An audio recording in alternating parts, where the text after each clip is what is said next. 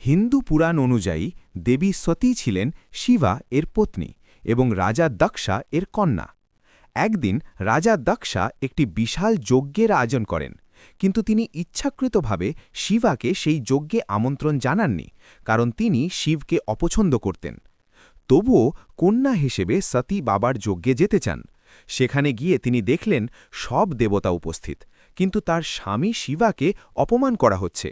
স্বামীর এই অপমান সহ্য করতে না পেরে দেবী সতী গভীর দুঃখ ও ক্রোধে যজ্ঞের অগ্নিকুণ্ডে নিজের দেহ বিসর্জন দেন।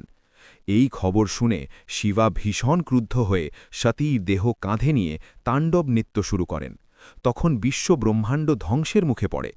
তখন বিষ্ণু তার সুদর্শন চক্র দিয়ে সতীর দেহকে বহু খণ্ডে বিভক্ত করেন। সেই দেহের অংশ পৃথিবীর বিভিন্ন স্থানে পড়ে সৃষ্টি হয় শক্তিপীঠাজ। ভারতের বিখ্যাত কামাখ্যা টেম্পল সহ মোট ৫১টি শক্তিপীঠ এভাবেই গড়ে ওঠে।